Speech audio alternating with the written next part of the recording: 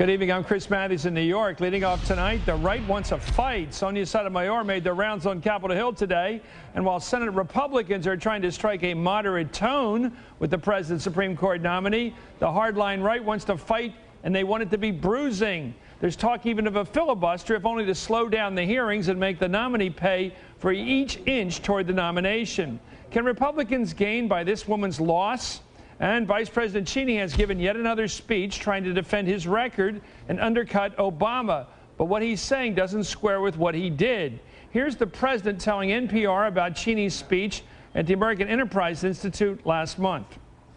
Well, he also happens to be wrong, right? And last time, immediately after his speech, I think there was a fact check on his speech that didn't get a very good grade. Two reporters have been covering Cheney's arguments. We'll be here tonight. The Truth Squad, the ex-VP. Plus, what was candidate Barack Obama thinking when he looked at Hillary Clinton as a possible running mate and as his future Secretary of State? What did he think Bill Clinton's role would be? Well, MSNBC political analyst Richard Wolff has some real gems in his new book, Renegade. He'll be here. And Minnesota's Republican Governor Tim Pawlenty announced today he's not running for a third term. Is the field already forming for 2012? Are we starting to see the list of those Republicans who think they might be able to beat Obama or at least do well enough in 2012 to earn the nomination in 2016? That's in tonight's Politics Fix. And we witnessed a touching moment today at the White House. President Obama, with Nancy Reagan holding his arm, signed the Ronald Reagan Centennial Commission Act, honoring the 100th anniversary of President Reagan's birth, which is coming up in 2012. We'll have that in tonight's Hardball sideshow. But we begin with the right wanting a fight over Sonia Sotomayor. Manuel Miranda is chairman of the Third Branch Conference, and Andrea Lafferty is with the Traditional Values Coalition. Andrea and Manuel, Andrea first. Do you want to do to Sonia Sotomayor what the liberal Democrats led by Ted Kennedy did to Robert Bork? Do you want to Bork her? Well, what we would like to do is use this as a teachable moment to talk to the American people about what should encompass a good judge. Should a judge be an activist judge or someone who accurately interprets the Constitution?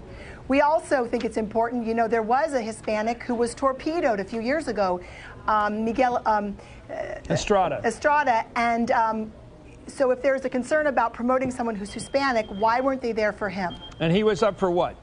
He was up for a court position, but they were fearful that he would ultimately be up for the Supreme Court. Okay, let's take a look here. Before we get to Emmanuel, I want to show you something that Ted Kennedy said on the Senate floor back in 1987 when Robert Bork was up, and he's a conservative. He was up for Supreme Court justice. Quote, Robert Bork's America is a land in which women would be forced into back alley abortions. Blacks would sit at segregated lunch counters. Rogue police could break down citizens' doors at midnight raids. School children could not be taught about evolution.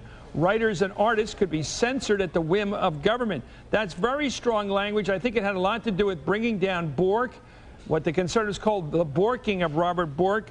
Manuel, are you going to be that tough? No, not at all. In fact, we don't want to take that tact at all. In fact, your lead-in really is not accurate, Chris. Okay, how is it inaccurate? We didn't call for a fight. We didn't say anything about bruising. What we said was have a great debate so that you can catalyze to the American people the nature of what's at stake. Well, let me choose my words in describing what you're up to, sir. I get to choose the words to describe what you're doing. You can choose the words you speak. I'll choose my words. Go ahead. Well, the letter we wrote, which is the nature of the story, is basically a call for Senate Republican leaders to have a great debate, a debate that catalyzes all the issues, those that divide and define us, to the American people. We don't want anything that happened before to any other nominee to happen to this nominee. We want this nominee to have an unprecedented debate on the issues, not any distortions, not any crazy talk, not anything like that. Just debate on the issues. Why isn't that already happening? Why do you think you need to make that case?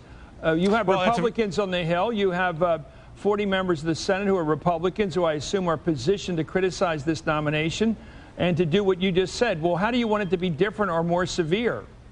Well, not severe. Again, a term I would not use. I want it to be unprecedented in that the nature of a debate is to bring all the issues to the fore, and that has not been done. Ginsburg, Breyer, as few days as 29 days to be confirmed.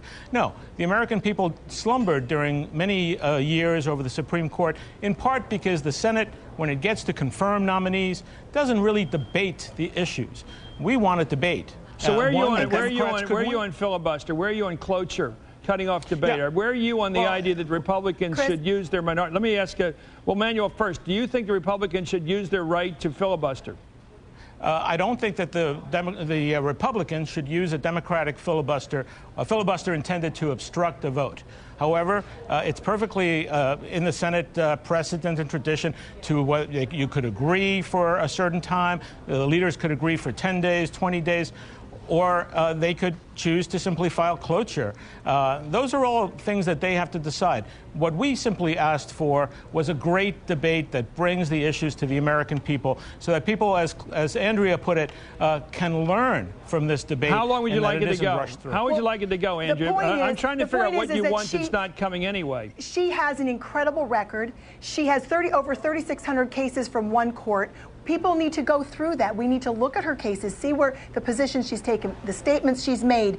Maybe there are other statements where she has said, we make policy on the court. No, that is not what a court does. A court interprets the law.